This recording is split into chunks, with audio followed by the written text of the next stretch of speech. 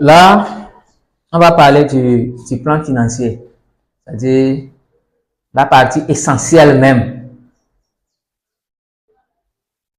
là où tout peut se passer. Donc, l'objectif, c'est d'établir les prévisions financières et besoins de financement.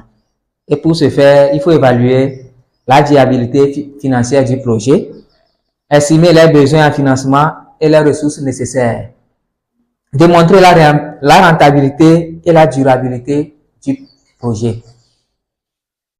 Comme contenu du plan financier, on a comme deux résultats, le plan de trésorerie, le bilan et le seuil de rentabilité. On prend en premier lieu le contenu principal du plan financier. Un plan financier comporte généralement le compte de résultats prévisionnels.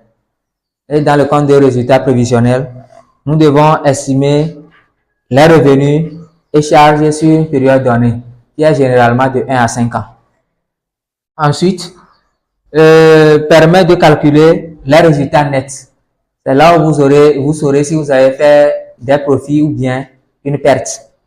Ensuite, bon, les exemples de charges, les charges de la société. Il y a les salaires, l'achat des matières premières, le loyer, le marketing, l'argent déboursé pour faire les publicités et autres. Comme exemple de revenus, on a les ventes de produits ou services. Donc, tout ça là rentre dans le compte de résultats prévisionnels. Ensuite, on a le plan de trésorerie prévisionnel aussi.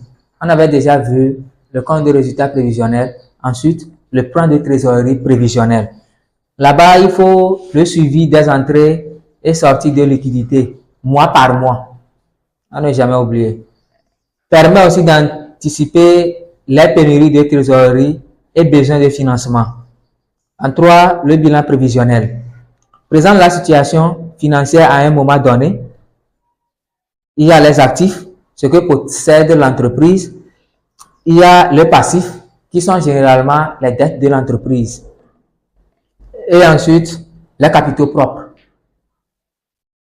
C'est ça qui rentre dans le bilan prévisionnel. À part le bilan prévisionnel, il y a le seuil de rentabilité, c'est-à-dire le point mort. On a les volumes de vente minimum pour couvrir les charges et ne pas faire de pertes. Aide à définir des objectifs de chiffre d'affaires réalistes. C'est ça qui rentre dans le seuil de rentabilité.